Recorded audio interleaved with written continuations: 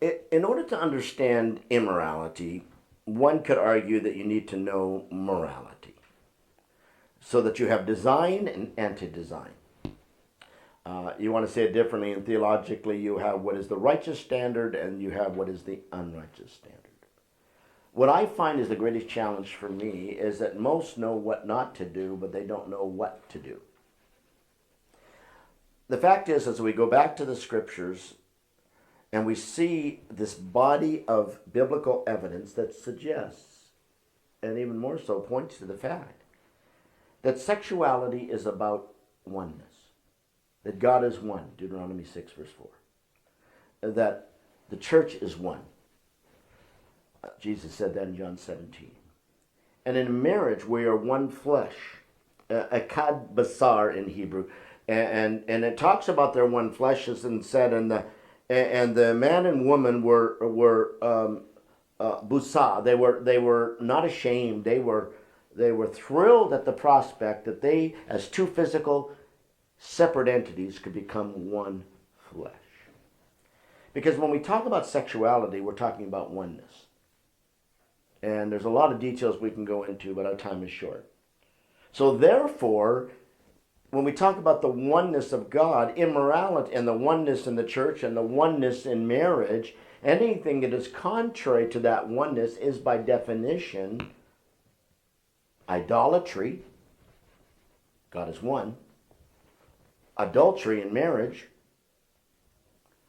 And isn't it curious that in the Word of God, the word idolatry and adultery are used interchangeably? For example, in James chapter 4, James doesn't say you idolaters, friendship with the world is hostility toward God.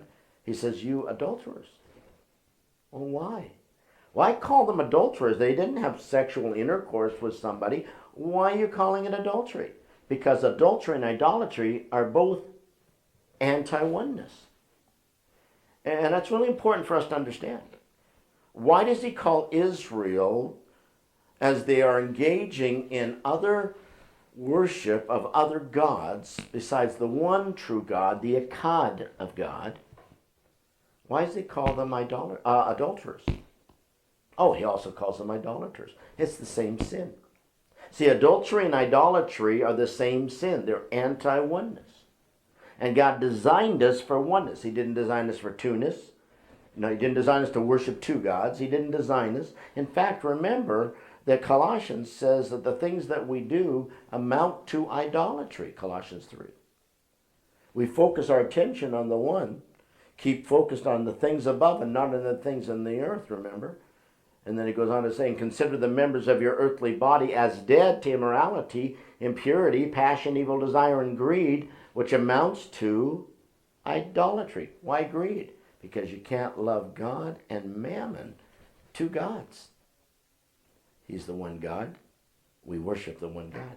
So it makes theological sense, doesn't it, when we think about that and to understand this. Because I find, most importantly, that people have a distorted understanding, and that's what gets them in trouble. We need to start with the design and understand the anti-design.